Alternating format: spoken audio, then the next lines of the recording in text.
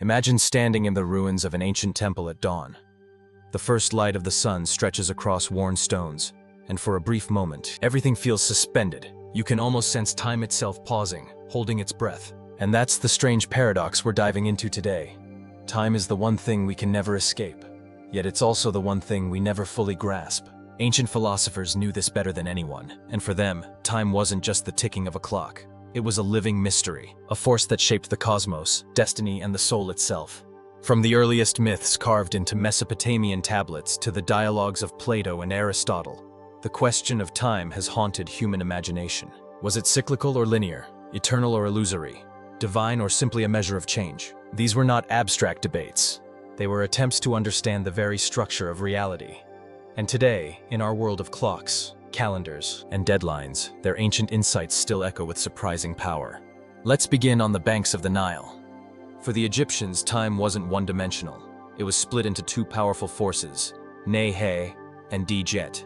Nehe was the endless cycle, the rising and setting of the sun, the flooding of the Nile, the repeating patterns of birth, death, and rebirth. Djet, on the other hand, was eternity, the unchanging state of the gods. Imagine standing before the Great Pyramid, each stone laid not just as an engineering marvel, but as an anchor into Djet. Meanwhile, in Mesopotamia, time was written in the stars. The Babylonians were master observers of the heavens, mapping the rhythms of the moon, the cycles of planets, and the recurrence of eclipses. To them, time was not random. It was order, a divine code inscribed across the sky. Standing atop their ziggurats, priests watched the constellations and declared destinies. The future was not chaos. It was timed, patterned, predictable. Every king, every war, every harvest was believed to unfold in harmony. Then we arrive in ancient Greece, the birthplace of Western philosophy. Heraclitus, often called the philosopher of change, proclaimed that you cannot step into the same river twice. For him, time was flow. Everything is always becoming, shifting, moving. To Heraclitus, permanence was an illusion. Only change, only the river of time was real.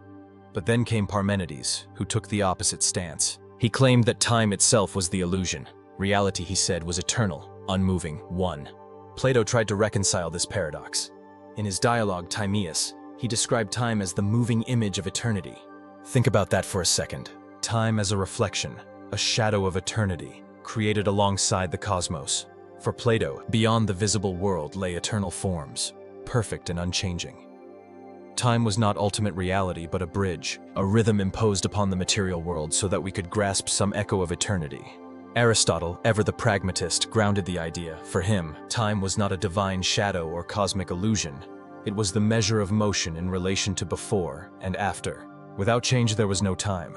Time was infinite in both directions, with no beginning and no end, but it was inseparable from movement. Imagine him walking the shaded colonnades of the Lyceum, explaining to his students that time was not a god, it was a property of change itself. But Greek thought wasn't limited to Aristotle and Plato. The Pythagoreans, those mystical lovers of numbers, believed time was a kind of harmony, a cosmic ratio. To them, the heavens themselves were a vast musical instrument. Each planet, each orbit, was a note in the great symphony of the universe. Time wasn't just motion, it was music. The music of the spheres became their way of describing the unseen order of the cosmos, a hidden rhythm that carried not only matter but also destiny itself. Then there were the Stoics. They envisioned time as an eternal cycle, where the universe itself was born, burned, and reborn in an endless loop. Civilizations rise, collapse, and return. Even our lives, they thought, would recur endlessly, replayed in the grand wheel of existence. This doctrine of eternal recurrence wasn't just abstract.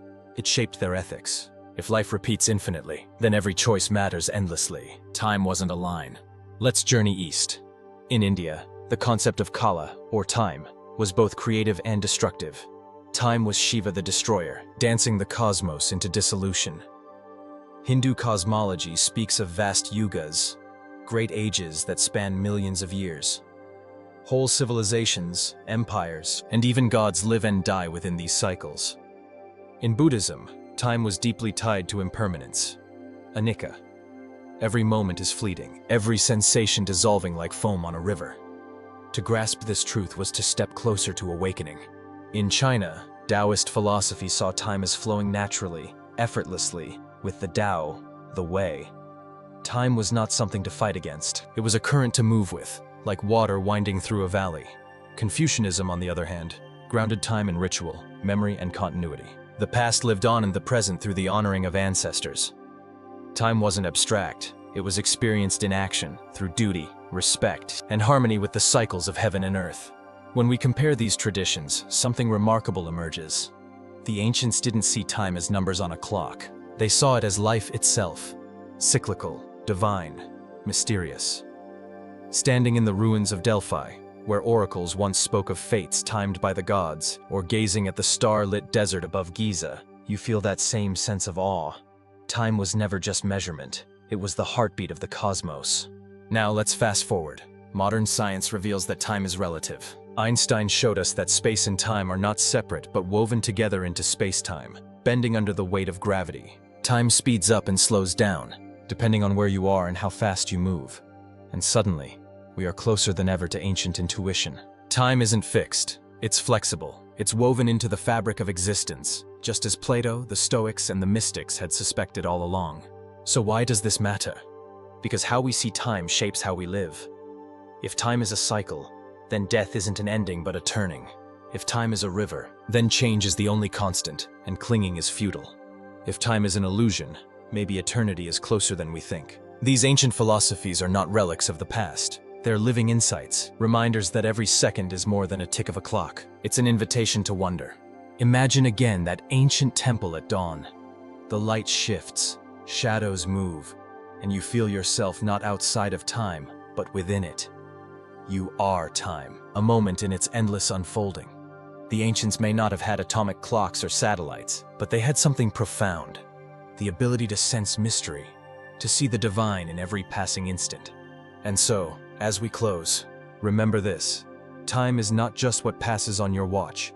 It is the rhythm of being, the great enigma that holds us all. To study time is to study ourselves, to look into the mirror of eternity reflected in every fleeting breath. If you enjoyed this video, don't forget to hit that like button. It really helps the channel grow. Share this video with a friend who loves a good mystery. And if you haven't already, make sure to subscribe so you won't miss the next story. There's a lot more to uncover, and I'd love to have you along for the journey.